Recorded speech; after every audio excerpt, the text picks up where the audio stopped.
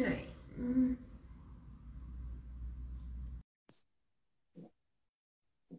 Boa noite a todos. Oi, Olá, oi, oi, tudo tudo bem, Mi? tudo e você? Ah, Esperando o pessoal entrar. Uns minutinhos aí pra chegar. Deixa eu arrumar aqui melhor.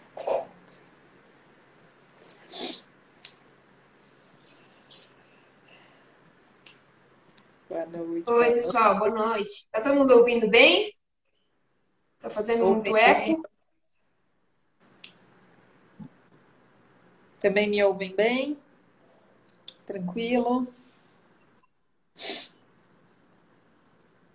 Tudo certo aí, gente? Ótimo, que bom. Beleza. Então tá bom. Tá ótimo. Que a hora que você E quiser, começando, podemos. a gente tá começando pontualmente. Está todo mundo enxergando e ouvindo, tá ótimo. Tá ótimo, sim. Então tá bom. Vamos Bom, seguir. gente, vamos começar então. Para quem ainda não me conhece, eu sou Andressa Dalmaso. Então, sou médica veterinária, fiz mestrado e doutorado em reprodução animal, lá na USP. Sou proprietária aqui da Repropet. Estou falando de dentro da maternidade, né? Então, e hoje a gente vai conversar com a doutora Liege, que ela é nossa neonatologista aqui, né? Responsável pela maternidade. Então, se quiser se apresentar ali, falar um pouco de você, que acho que deve ter gente também que não Quem conhece. não me conhece. Tudo bem, gente? Eu me chamo Liege. Eu me formei alguns anos pela USP. Depois eu fiz meu mestrado, meu doutorado por lá também. Foi lá que eu e a Andressa nos conhecemos. E eu sempre trabalhei com obstetrícia e neonatologia. E aí, enfim, além disso, eu sou professora também, sou professora da Universidade de Morumbi. E aí já faz uns 3 anos que entrei nessa parceria da maternidade com a Andressa para a gente realizar um sonho meu, um sonho dela. Ela me abriu as portas e me deu a possibilidade de fazer uma coisa que eu sempre desejei e que a gente nunca tinha visto em nenhum lugar aqui no Brasil, que era uma maternidade, uma UTI neonatal exclusiva para esse público, né? Com veterinários trabalhando com veterinários muito especializados que sabem trabalhar com esse tipo de paciente, né? Porque intensivista a gente tem muito e muito bom por aí. Agora, intensivista neonatal aí já é um pouco mais difícil. Que não, não é fácil, não. Exatamente. Bom, então vamos lá, gente. A gente abriu uma caixinha de perguntas, né? A gente recebeu algumas dúvidas. Então, assim, a gente vai falar um pouco da nossa vivência aqui e responder um pouco do que perguntaram para a gente, tá? Então, vou até colocar o tema da live aqui embaixo, para a gente não fugir muito do assunto, né? Espera só um pouquinho. Deixa eu pegar o nome certinho aqui. Da outra vez eu fiz isso, vamos ver se dessa vez vai dar certo. A Dá pra importância do tá. cuidado neonatal nas primeiras 24 horas.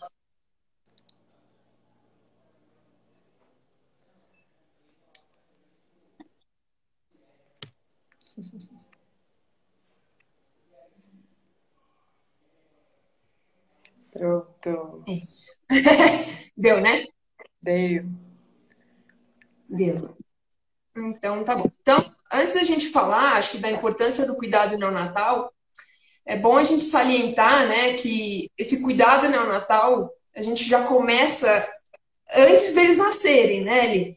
Então, assim, desde o cuidado com a mãe, então fazer um belo pré-natal para saber realmente o momento ideal para a gente entrar nesse, né, fazer esse parto, ou entrar com uma cesariana, ou então acompanhar um parto, né, natural. Então, eu acho que já começa a partir daí, né, esse cuidado intensivo dos A gente filhotes. tem um dado, né, da Organização Mundial de Saúde de Mulheres que fala que 70% dos óbitos neonatais são causas preveníveis, né, nas mulheres. Quando eu penso isso na veterinária, para mim na veterinária esse índice ele é ainda maior, assim.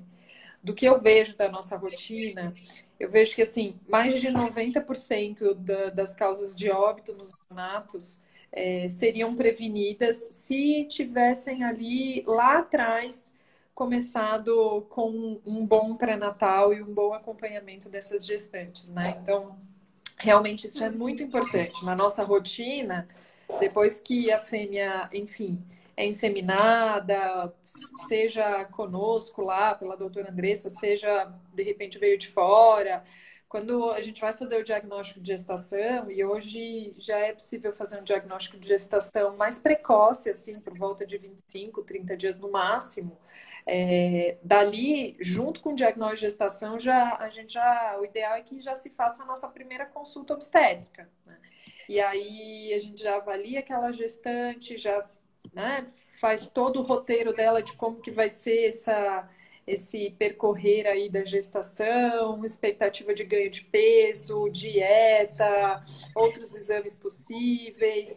E aí o ideal é que a gente ainda acompanhe pontualmente essa gestante, né? Dali umas 2 semanas, faz uma reavaliação, um novo ultrassom, depois quando ela já estiver bem mais próximo do parto, aí a nossa conversa ela é diária, ao longo de todo o dia, né? A gente fica toda hora, como que tá? E aí, saiu isso, saiu aquilo, tá comendo, não tá, temperatura, e a gente já fica num contato muito mais íntimo mesmo, para assim evitar qualquer consequência ruim de um problema não identificado, né? Então, a gente realmente, assim, a saúde de um neonato começa lá atrás, durante a gestação. Isso é muito importante. Sim, até para a gente saber o que a gente, né, deve esperar, né? Esse acompanhamento durante a gestação, às vezes a gente pega algum filhote que já está em reabsorção, ou que, né, que já teve uma morte fetal, então a gente já espera isso na hora de nascer, né? A gente já está esperando que tinha um filhote morto, né? Ou que tinha alguma alteração. Então, a gente já pegou alguns casos em que o ultrassom mostrava que o abdômen estava diferente, que não estava muito, né? Em relação ao tórax, estava, não sei se você lembra desse caso. E aí, na hora do parto, a Tá gente na foi ver e marca, tá realmente estava eviscerado o filhote. Então, assim, tá nas marcas que a uma gente consegue nasaca que a ver, gente já vê que a né? gente já fala, já esperamos que, né, uma equipe já focada com esse objetivo, que a gente já sabe que tem um filhote de problema, né, nesse Sim, caso. sim. Aí, bom, passando, acho que desse acompanhamento gestacional, né? E aí a gente já emenda no momento da decisão do parto. Primeiro, o tipo de parto, isso é uma coisa que tem que ser muito bem discutida e definida com o tutor, respeitando a fêmea, respeitando a raça, e vários outros motivos, né? Assim, que a gente tem que colocar aí. Mas como uma coisa na nossa rotina, eu acho que às vezes é o que as pessoas têm bastante dúvida, assim, é no caso das cesarianas, né? Então, quando abre, quando não abre, isso para nós também é muito controlado, assim, a gente controla de várias maneiras, a gente controla a partir dos sinais clínicos da fêmea, da temperatura corporal, se liberou o tampão ou não, a gente dosa a progesterona da fêmea, a gente não põe a fêmea em mesa se a gente não tem um valor de progesterona que já mostre para nós que realmente ela está ali no que a gente chama de pródromos do parto, né?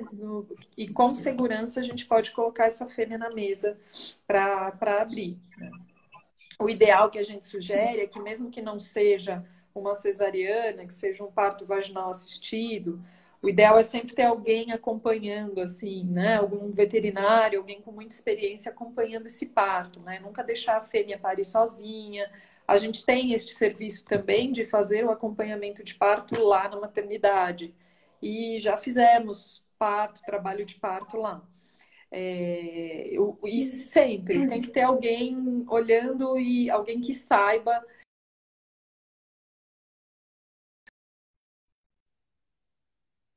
escorrer do parto, né? Isso é bem importante também. Sim.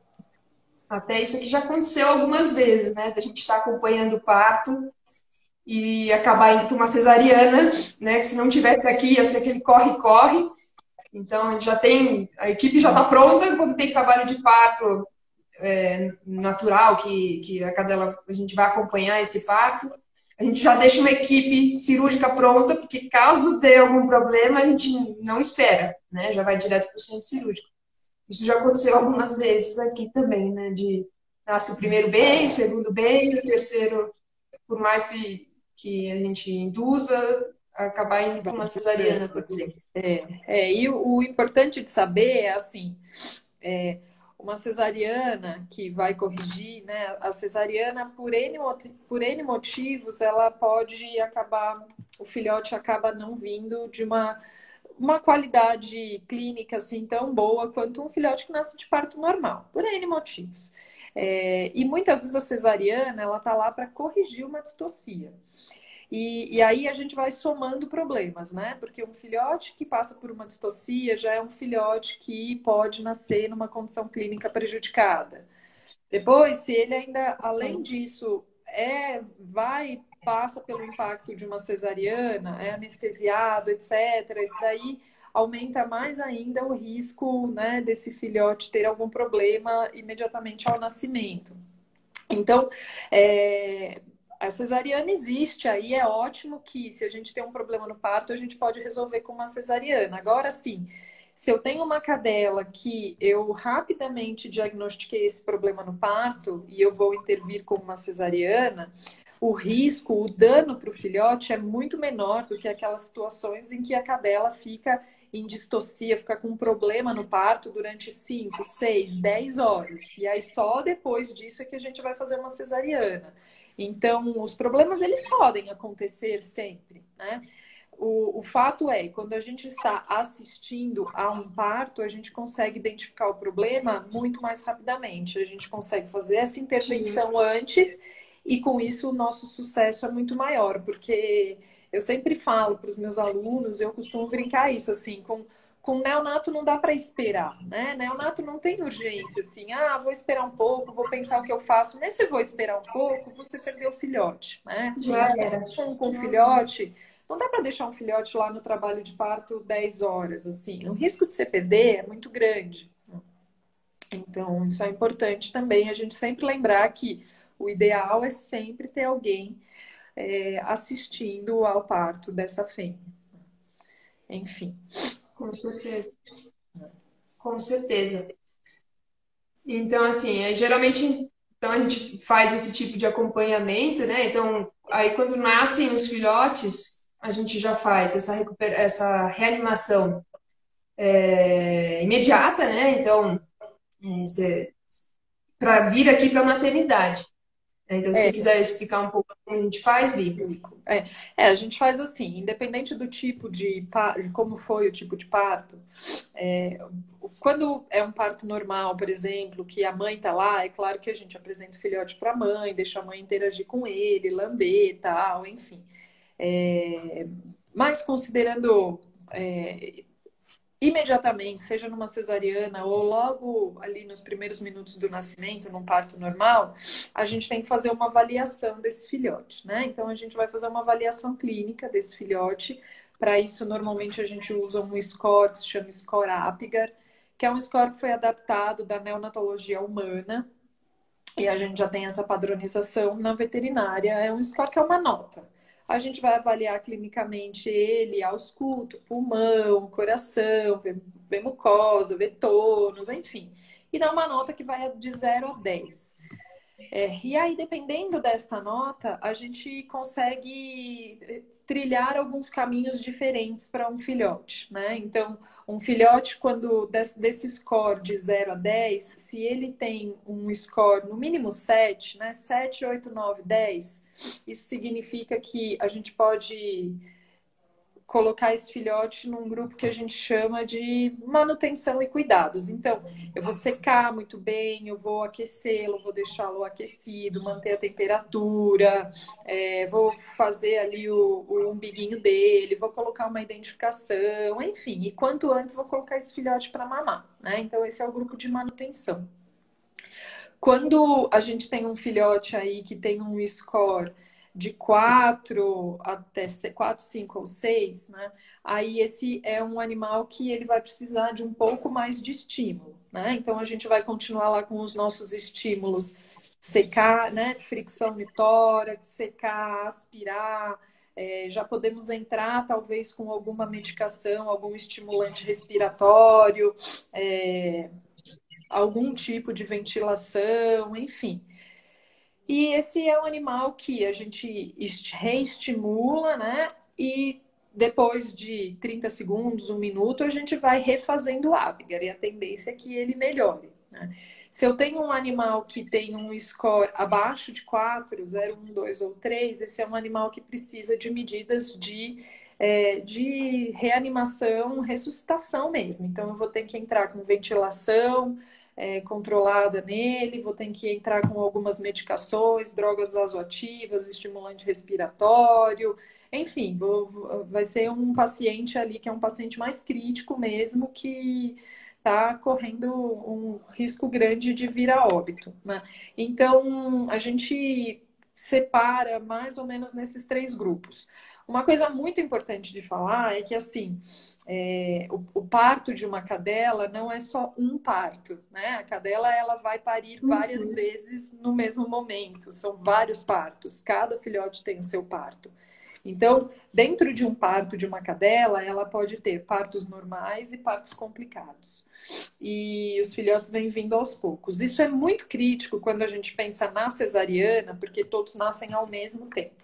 E aí existe a grande diferença entre você ter uma equipe treinada e você não ter uma equipe nessa assistência, né?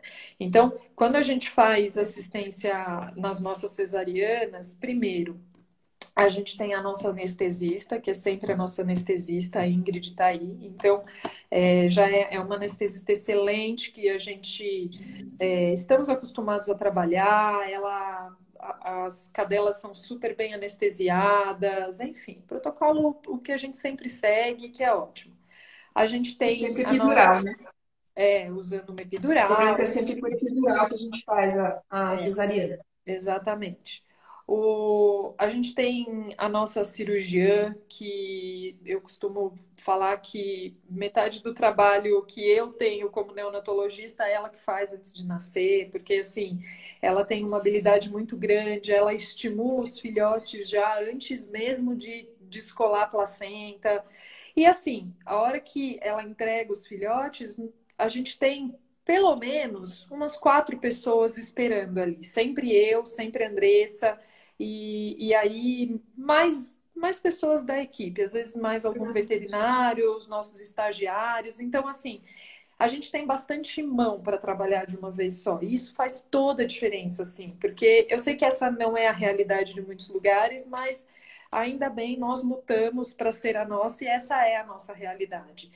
A gente não, de maneira nenhuma, a gente tem filhote que é descolado da placenta e fica lá 10, 15, 30 segundos parado sem alguém ir lá romper aquela membrana e estimular aquele filhote. De maneira nenhuma a gente tem isso. Todos os nossos filhotes, imediatamente ao nascimento, eles são estimulados, eles são aquecidos e eles são clinicamente avaliados, né? E aí a gente consegue muito rápido entender o que é um filhote que vai para manutenção, o que é um filhote que precisa de algum estímulo maior e o que é um filhote que precisa de um estímulo intensivo, né?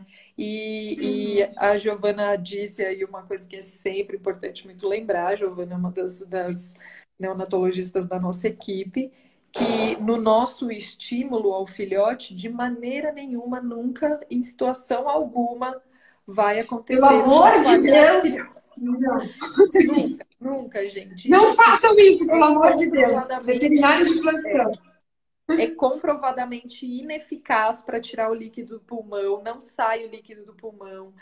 Além do risco de trauma é muito grande, já tem trabalhos publicados que mostram trauma crânioencefálico, hemorragias, com filhotes que foram chacoalhados. Então, assim, de maneira nenhuma, né? Eu falo para os meus alunos que se um dia eles tiverem uma cesárea e tiverem com vontade de chacoalhar alguém, assim, sai, vai tomar um café, não fica aí, porque assim, a melhor coisa que você pode fazer é não pôr a mão se você pensar em chacoalhar. Chacoalha a cabeça, né? A própria cabeça. Né? Chacoalha se você quiser. Mas não, né? Ai, Então, isso é muito a gente importante. usa esse aqui. Isso daí é. Para limpar as vias aéreas superiores, a gente usa esse aspirador, um aspirador. Eu gosto muito desse, mas pode ser uma bombinha de sucção, enfim, massagem, também. Assim, essa perinha que tem um biquinho bem fininho, ela é muito boa também. A gente usa bastante isso na nossa rotina, né? Aspira a boca, aspira nariz, a gente gosta bastante disso, né? Esse é o nosso passo a passo, assim, que basicamente é o que a gente sempre faz, né? Pega o filhote, estimula, seca, faz uma avaliação clínica, decide para que grupo ele vai. É claro que alguém me perguntou, das perguntas que mandaram, era justamente isso. O que é um parâmetro normal de um filhote quando nasce? Então, eu acho que lembrar que varia muito dependendo do tipo do nascimento. Então, realmente, o que é normal para um filhote que nasce de parto normal é o que a gente chama aí de Apgar 7, 8, 9 ou 10, acima de 7. O que é um Apgar 7? É um filhote que vai ter tônus, ele vai se mexer, ele vai chorar. Se você estimula ele, ele vai reclamar. É um filhote que vai conseguir respirar bem logo depois do nascimento. Isso é um filhote normal para um parto normal. Quando a gente compara, por exemplo, com uma cesariana, numa cesariana, os filhotes eles podem nascer ali logo depois do nascimento, na primeira avaliação, com Apgar 5, 6, sabe? O tônus dele é um pouquinho mais flácido. A gente tem que lembrar que, por mais segura que seja uma anestesia, como, por exemplo, o nosso protocolo, que a gente faz uma sedação leve, faz uma epidural, esse mínimo de qualquer fármaco que seja administrado aí intravenoso, ou então mesmo os voláteis, eles acabam passando um pouco pela placenta. Então, um pouquinho sempre vai para os filhotes. A gente tem fármacos mais seguros, menos seguros, tudo depende muito do tempo de administração e o tempo de retirada dos filhotes, a gente sabe que tem influência, mas os filhotes não tem jeito, eles vão nascer um pouquinho anestesiados. Isso, claro, né? De um pouquinho a extremamente, dependendo. O filhote que nasce mais do que dopado, né? Então mas, a gente faz essa reanimação. Não no nosso caso, claro. Se vocês entrarem no meu Instagram, eu acho que no da Repropet também tem. Eu tenho particularmente um vídeo que é exatamente o momento que a nossa cirurgiã está ali removendo um filhote. E na descrição do post do vídeo eu falo que ela faz uma boa parte do meu trabalho, uma grande parte do meu sucesso eu devo a ela, porque assim, é um filhote de cesárea e se vocês verem, a hora que ela começa a tirar o filhote já se mexe, ele já nasce assim, com tônus, ele já vocaliza, então aquela coisa de filhotes hipotônicos ali, então assim, na nossa realidade... Aquela fotinha, né? Aquela fotinha que a gente vê dos filhotinhos, tudo enfileiradinho, assim, um do ladinho do outro. A gente quer morrer com essas fotos. A gente vê essas fotos, a gente isso não é normal. Essas fotos que todo mundo coloca, os filhotes tudo deitado de lado, assim, um do paradinho, assim, né? Estático. Parado e fala, ai, que lindo, vocês cesariana, já me dá um negócio que eu falo, filhote não tem que ficar assim, filhote a não tem gente que tem ficar uma deitado, taquicardia parado de aqui. lado. A gente se mata para conseguir tirar foto dos nossos bebês, porque eles não param, é um Não para. Não saiu uma foto boa, assim, né? Só quando eles estão mamando. geral dirá, ai, gente, me dá uma agonia, eu olho aquilo, eu já falo, ai, gente, não tô gostando desses filhotes, A não. gente, se vocês repararem, nossas fotos são todas dos filhotes mamando, porque é a única hora que eles estão A quietos. gente Porque se a gente consegue. tira a foto deles, assim que nasce, eles já estão se mexendo loucamente. Então, é difícil, né? É difícil. Então, gente, ó, assim, filhote tem que, por mais que seja de uma cesariana, ele tem que ter um tônus, tem que se mexer. E uma coisa que é importante, filhote não pode ficar respirando de boca aberta, né? Um filhote que fica com aquela respiração agônica de boca aberta é um filhote que não conseguiu fazer a expansão do pulmão adequadamente. Esse filhote, se a gente não fizer nada por ele para ajudar esse pulmão, a gente vai perder esse filhote em pouco tempo, né? E aí eu acho que entra um dos grandes segredos que a gente tem aí na maternidade, porque a gente tem um Vou até equipamento de mostrar. ventilação, que é o nosso Baby Puff. A gente tem um Esse é o equipamento nosso de... carrinho. Fica ali no cantinho. Cuidado aqui com o cilindro aí para não vir junto. Esse daí é um equipamento, ele chama Baby Puff, né? Dá para ver. Ele é um equipamento de ventilação que se tem muito em sala de parto humana, né? E esse equipamento ele é bom porque ele consegue fazer um tipo de ventilação que faz uma pressão positiva e mantém essa pressão positiva. E aí isso ajuda muito a expandir o pulmão dos bebês. E a gente faz essa ventilação sem precisar entubar um filhote, né? Então, o que num primeiro momento é muito bom. A gente tem vários riscos e dificuldades de intubação e para fazer essa ventilação inicial que é curta, o ideal é que eu não precise entubar o filhote para isso, né? E esse aparelho ele é muito melhor, muito mais eficiente do que uma ventilação só no ambu, né? Nele eu consigo calibrar também a quantidade de oxigênio que eu dou para o filhote. Então, por exemplo, uma coisa que eu vejo muita gente fazendo também em vídeos, etc., é assim: os filhotes estão com agonia respiratória, as pessoas colocam o fluxo de oxigênio puro no nariz e deixam lá no filhote. Isso nem sempre é eficaz. Primeiro porque se o filhote não está conseguindo expandir o pulmão, não adianta você ficar jogando oxigênio no nariz se o oxigênio não vai entrar lá em grande quantidade, né? Outra coisa é que o oxigênio 100% ele é muito tóxico para o filhote. É tóxico para um adulto também, mas ainda mais para um filhote, né? O filhote não tem um sistema antioxidante muito bem preparado, então a gente realmente tem que dar uma mistura de oxigênio de no máximo 40% para um filhote, né?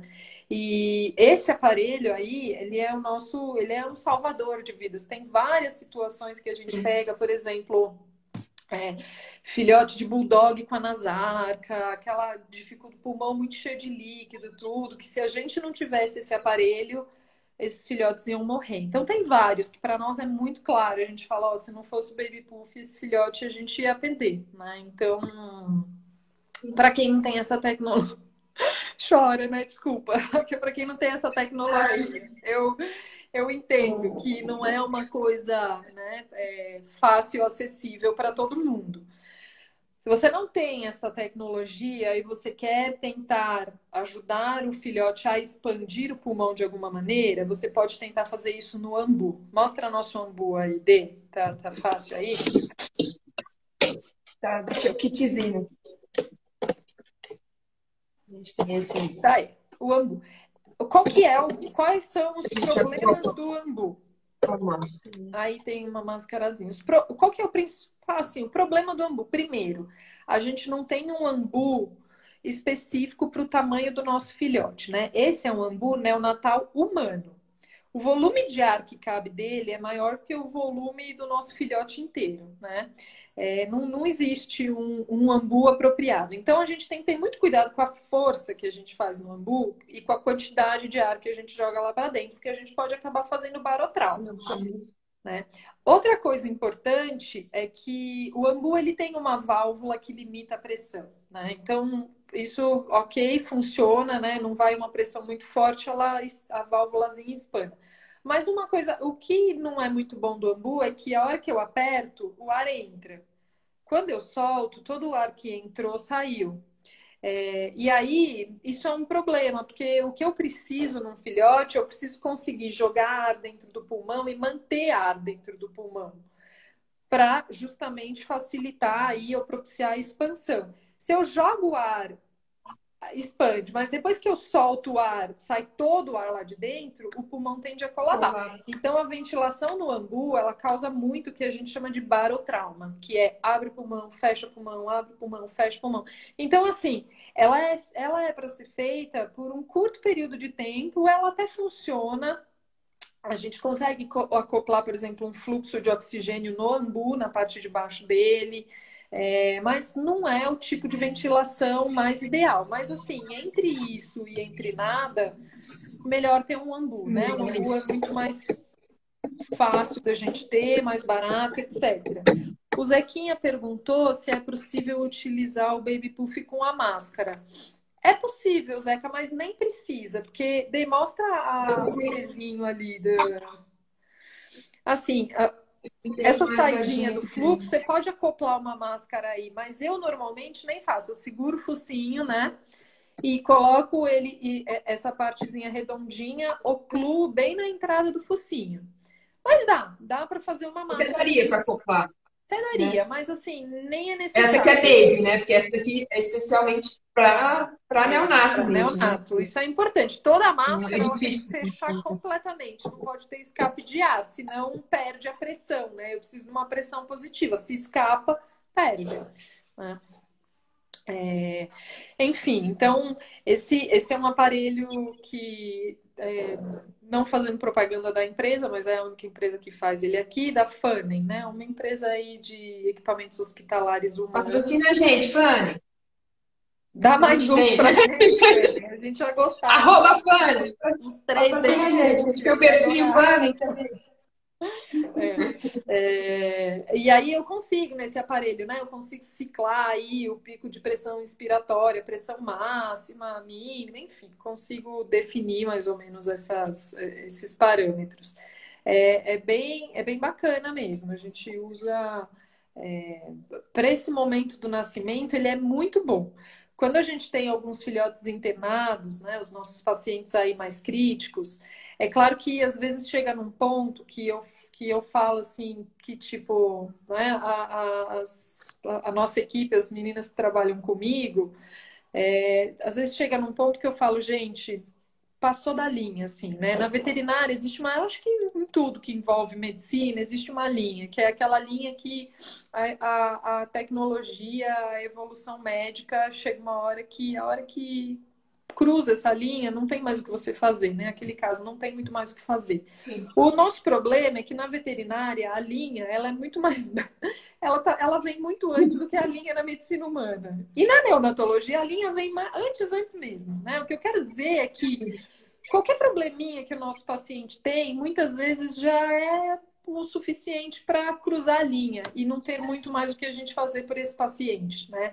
Então, diferente, por exemplo, da medicina humana, que se eu tenho uma situação de um pulmão muito prematuro, muito danificado, inflamado, etc., o que eu faço? Eu entubo esse bebê humano aí de, sei lá, 1 quilo e deixo ele num ventilador mecânico durante meses, às vezes, né?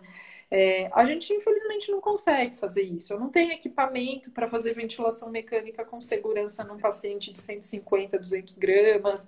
Eu não tenho um tutor que banque esse paciente internado durante por um longo tempo, né? Por um longo tempo. E a gente não tem conhecimento fisiológico mesmo, assim, de manutenção, todas as condições corporais ali, né? Normalmente eles começam a fazer muita hipotensão, a gente não consegue manter com medicação vasoativa, enfim. É uma situação bem crítica, por isso que eu falo, a gente tem que ser muito inteligente para trabalhar aonde a gente consegue, né? Porque várias vezes chegam pacientes na nossa mão que eles já estão num estado tão crítico que eles já estão cruzando a linha. E às vezes nem com tudo que a gente tenta fazer a gente consegue salvar. É por isso que a gente bate tanto na tecla do tipo, faz uma assistência pré-natal, evita os problemas antes deles acontecerem, né? Faz de tudo para evitá-los. faz uma assistência ao parto, faz um parto no momento correto, faz um parto com uma equipe legal, enfim.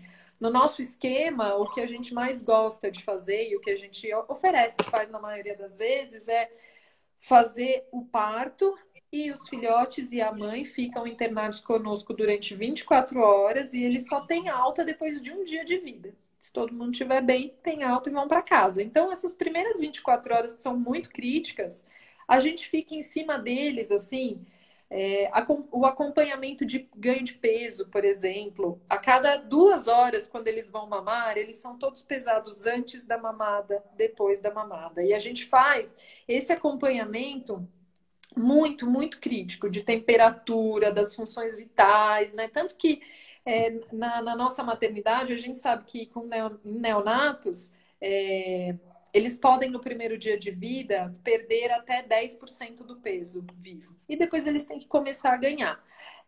Na maternidade, na quase totalidade das nossas vezes, em pacientes normais, com mães, ok, etc., na primeira hora de vida, né? Eles se mantêm ou já saem da maternidade com um ganho de peso. Porque a gente é tão crítica em cima deles, de tipo, tem que fazer, tem que fazer, tem que ficar, tem que mamar e etc., que é bem importante isso mesmo, essas primeiras 24 horas, assim, né, conosco.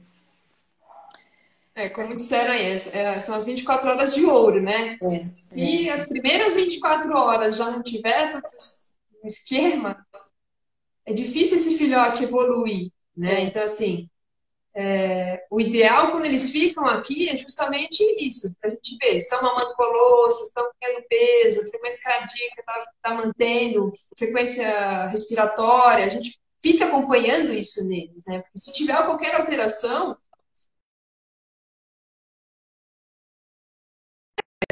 eu vou esperar, morreu um filhote, morreu dois, morreu três, dos 10, aí eu levo, né, quando faltar, quando estiver faltando um, eu levo para resolver o problema. Eu me mudei aqui porque eu tive que colocar o celular para carregar. Eu vi que alguém perguntou se a gente faz Apgar em todos. Ao nascimento, Apgar em todos. Assim, ao longo da primeira hora de vida, a gente faz e repete. Depois, o Apgar, ele é um score que ele é muito bem definido para a primeira hora de vida mesmo. Depois a gente mantém uma avaliação clínica em que a gente não chama de Apgar e não dá essa notinha de 0 a 10, mas a gente sempre faz a cada ali a avaliação dos filhotes, frequência cardíaca, respiratória. Temperatura a gente não tira assim com tanta frequência a cada 2 horas, porque às vezes começa a machucar um pouquinho ali a região do ânus. Mas a temperatura ideal, ambiental de um filhote nos primeiros dias de vida é em torno de 30 a 33 graus. Então, a nossa incubadora, os filhotes nossos, eles ficam bastante na incubadora, ela sempre fica em torno de 32, 33 graus, com a umidade relativa do ar também bem controlada, ali em torno de 60%. Mas enxergando a incubadora, né? Ali a incubadorazinha no canto. Mas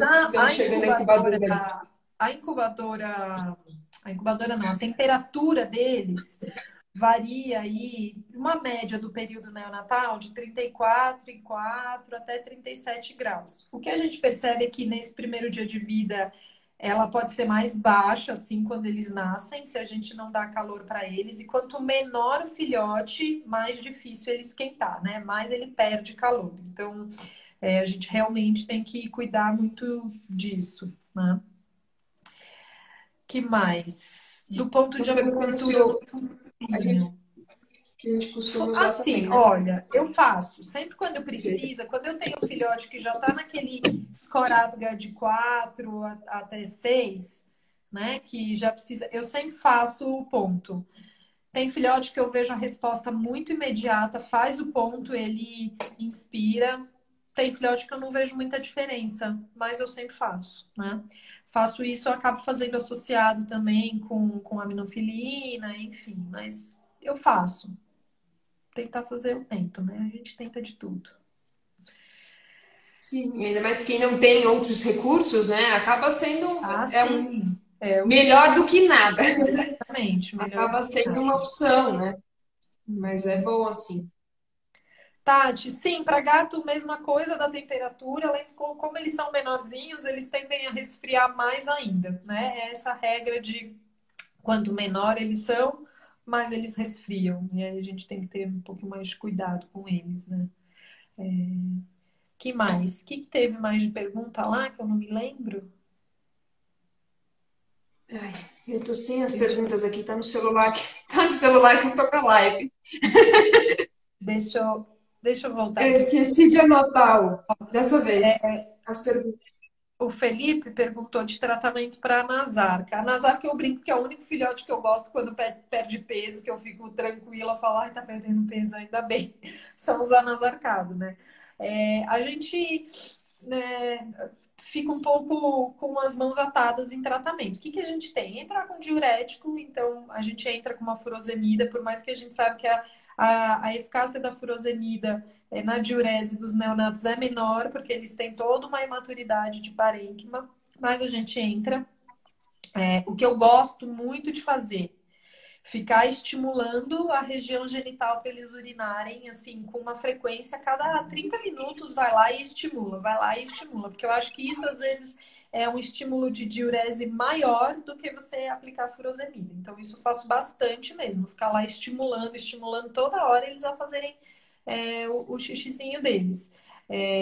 E se precisar, se ele tiver com muito líquido no pulmão e isso estiver dificultando a respiração, aí a gente precisa entrar com uma ventilação, enfim, para ajudar a absorver. Precisa de uma ventilação positiva para ajudar a absorver esse líquido pulmonar, né? Secar com secador também, como eles evaporam muito pela pele, ficar com o secador ali mais tempo em cima deles, tal, porque isso daí ajuda eles a evaporarem pela pele, e acabam perdendo um pouco mais de líquido também. Que mais? Isso. Tem bastante gente perguntando aqui. Então, Filhotes nascidos por cesárea têm as mesmas chances de sobreviver e desenvolver bem o crescimento? de Sim. sobreviver, não. A gente sabe, isso já é comprovado. Filhotes de cesariana têm um risco de óbito em 24 horas ao nascimento maior. Tudo vai depender muito, né, da influência do porquê que foi feita essa cesariana, quando foi feita essa cesariana, qual foi o protocolo anestésico e pós de cesariana. Por exemplo, na nossa realidade lá, a gente, na maternidade, a gente até que faz bastante cesariana, mas o nosso índice de mortalidade neonatal de cesariana não difere de parto normal. Então, a gente sabe que sim, eles têm um risco maior, mas tudo depende de como se faz, né?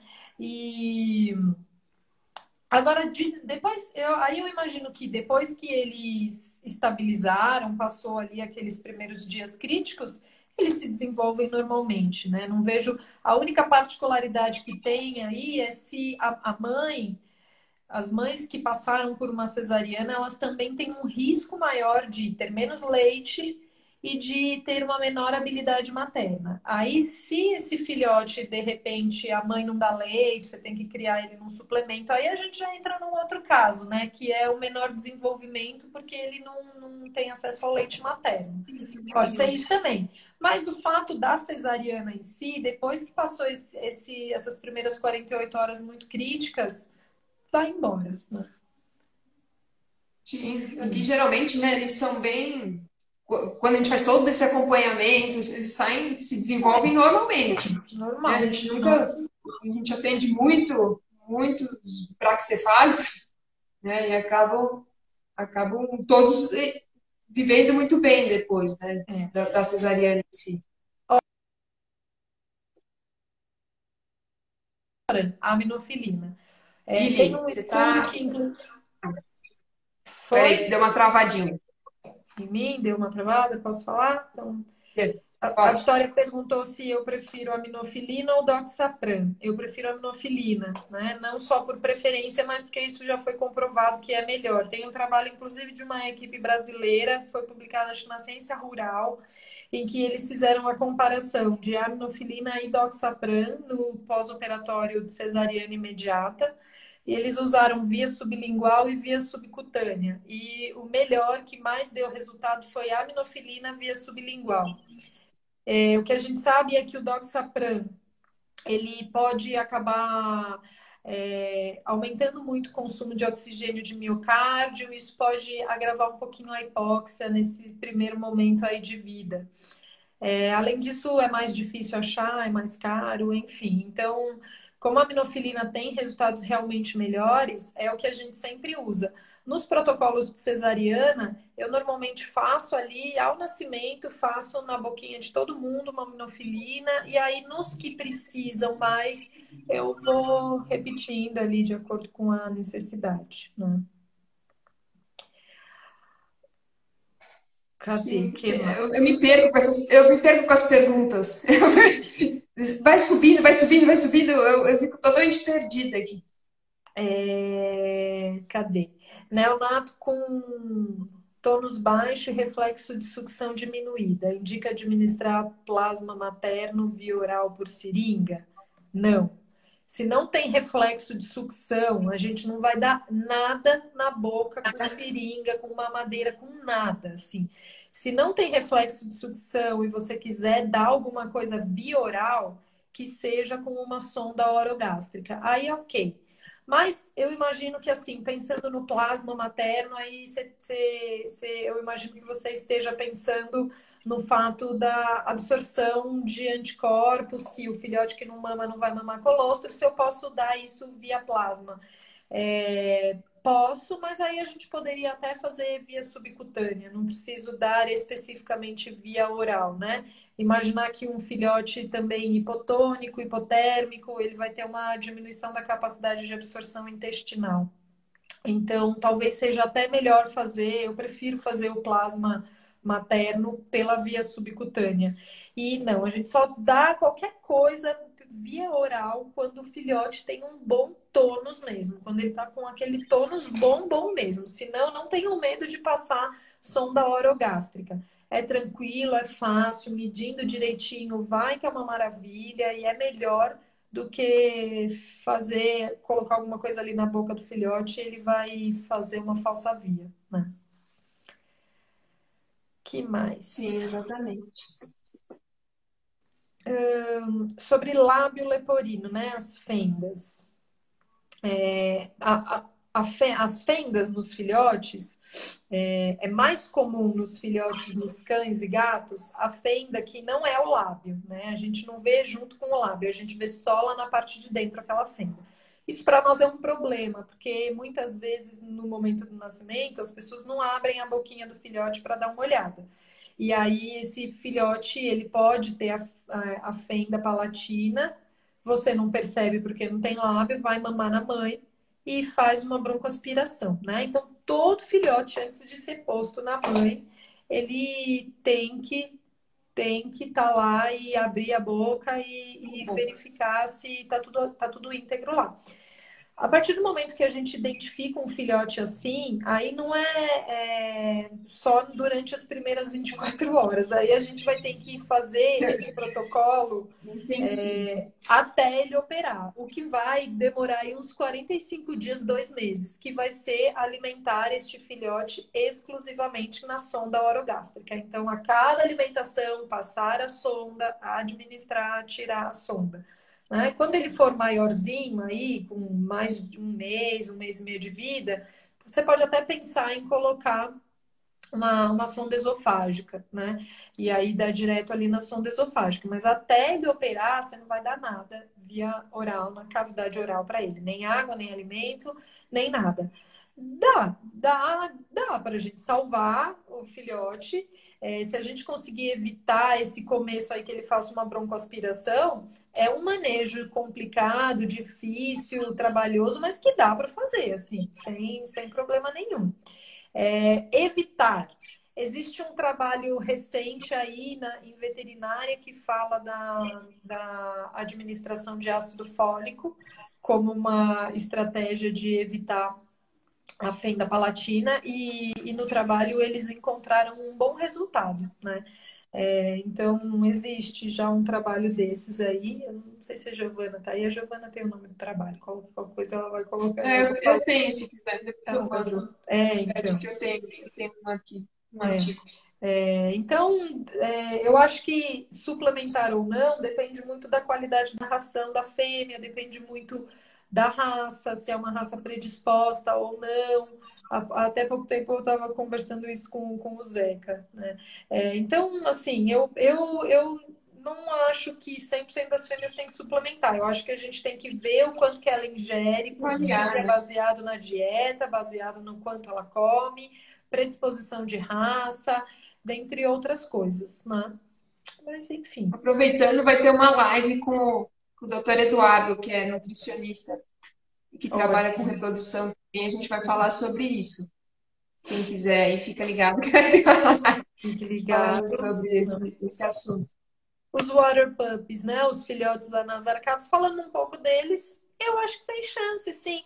Tudo depende, assim, os filhotes anasarcados, a nasarca, ela é uma coisa que é uma alteração de influência genética e a gente sabe que muitas vezes, junto com a nasarca, podem acontecer outras malformações, né? Que seriam interessantes pesquisar. Então, não tem muito padrão de um filhote anasarcado.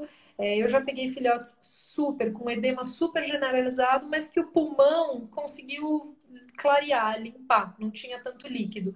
E o filhote se estabilizou bem, mas eu também já peguei filhotes que nem tinham uma nasarca tão intensa, mas que a adaptação respiratória não aconteceu a contento. Então, assim, a maior parte dos nossos filhotes com a nasarca a gente salva, né? É, mas lembrar que está Depende do grau, né, relacionado também. também a nasarca, malformações cardíacas, calcificação hepática, algumas outras malformações assim, né? Hum, cadê? Que mais que tem aí de perguntas? Eu também vou. Ah, aqui, o meu bebê nasce com 130 gramas. Como fazer Acho que sonda? tá Tranquilo, dá para fazer. normal. Sim, normal. Vai pegar uma sonda bem fininha ali, a mais fininha de todas. Uma sonda... é medir a distância da boca até ali o final do gradil costal, marcar e é tranquilo. Não é porque é pequenininho que não vai, né?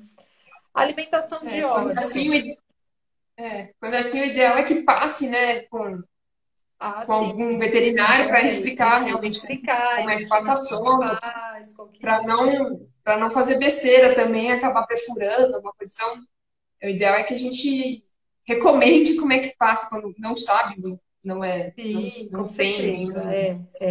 É. Ih, Li, temos quase 5 minutos, hein? Eita, nós, vamos lá. Já está quase acabando o nosso tempo. Que mais? De alimentação de. Deixa eu voltar para cá, que carregou mais um pouquinho aqui. Alimentação de neonato órfão. Aí é um grande problema na nossa vida, né? Alimentação de neonato órfão, você vai ter que. Duas preocupações, na verdade, três preocupações. Qual vai ser o alimento que você vai usar? Qual a frequência que você vai utilizar e qual o volume que você vai utilizar. Essas três coisas a gente tem que levar em consideração, porque errando em uma delas a gente estraga tudo aí, né? Pode, enfim, desandar com o filhote. Qual alimento? A gente tem alguns sucedâneos no mercado, né? A gente sempre indica um sucedâneo comercial porque ele é relativamente mais equilibrado do que se tentar fazer uma fórmula caseira. Eles são iguais, tão bons quanto o leite materno, nem de longe, gente. A gente sabe que, assim, ganho de peso vai ser menor, etc. Mas, assim, é o que temos, né? Decidindo aí, optando por um sucedâneo, não vou fazer propaganda de marca nenhuma, escolhendo um sucedâneo, muito cuidado com a preparação dele, em termos de higiene, de temperatura, de diluir bem, isso é importante, né? Aí a gente tem que calcular o quanto que vai dar para esse filhote. Aí a gente tem uma continha aí, a gente sabe que no estômago deles cabe de 4 a 5 ml a cada 100 gramas. Então a gente tem que respeitar isso, não pode passar muito desse volume. Senão ele pode aquele leite voltar e ele aspirar. Então, o quanto ele mama é importante. E o intervalo de mamada também é muito importante, né? A gente começa aí nos primeiros dias de vida a cada 2, 3 horas de intervalo. Depois de 3, 4 dias, a gente já pode espaçar isso para 4 horas e vai aos poucos aumentando. De regra geral, como que a gente sabe que está indo tudo bem? Bom, o filhote clinicamente está bem, né? Ele não vai começar a demonstrar aí sinais de fraqueza, desidratação. E, obrigatoriamente, a gente tem que fazer um controle rígido do ganho de peso. O esperado é que um filhote ganhe 10% do peso por dia. Então, se hoje ele tem 100 gramas, amanhã ele tem que estar com 110, depois com 121, etc. É claro que filhotes órfãos, a gente tolera que o ganho de peso não seja tão grande assim. Mas sempre tem que ganhar peso. Filhote que não ganha peso de um dia para o outro, isso não está certo. Alguma coisa aí no manejo não está funcionando. E aí o ideal era passar com alguém, com algum neonatologista, para entender aonde está o problema, né? Então, acho que essas são dicas boas, talvez. Sim. Bom, faltam 4 minutos para a gente acabar a live, gente. Então, assim, vamos deixar um alerta de que, como a Eliette falou logo no começo, o filhote é urgência, sempre, né? Então, uma urgência é emergência. A gente não pode deixar um filhote ruim por muito tempo, porque eles morrem mesmo. Então, assim, percebeu, não está ganhando peso, tem qualquer alteração, já leva para um veterinário, né? Um veterinário de preferência que trabalhe com neonatologia, porque às vezes e veterinários indiquem quem trabalha com neonatologia, porque muitas vezes a gente recebe pacientes que já passou em outros colegas, só que no fim acaba entrando de alguma forma, né, com tratamento não tão adequado e acaba vindo para cá com um problema mais grave do que teria sido se tivesse vindo antes. Então, assim, por favor, encaminhe. E os proprietários dos canis, não é normal perder filhote. Não é porque ela teve 10 que é normal perder 1, 2, 3. Eu já vi 7.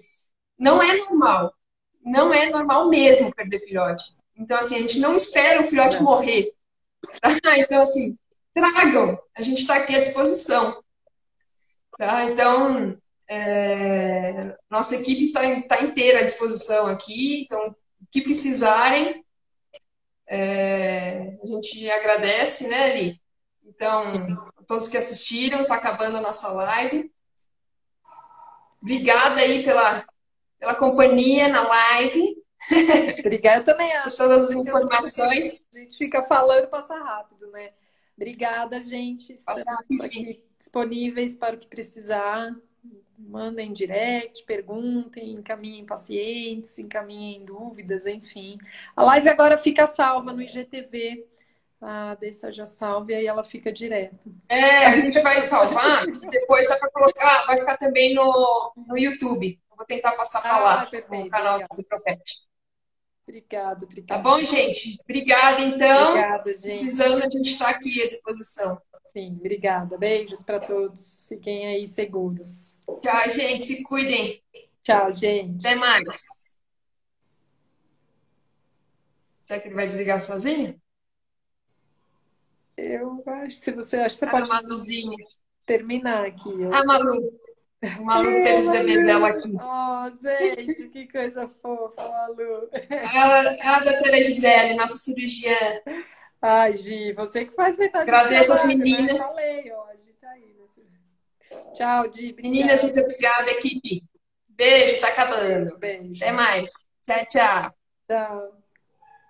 Eu não sei desligar. Aqui. Testa no X. Doida. Eu tenho medo de fechar e ele não salvar. Não vai, ele te pergunta. Então,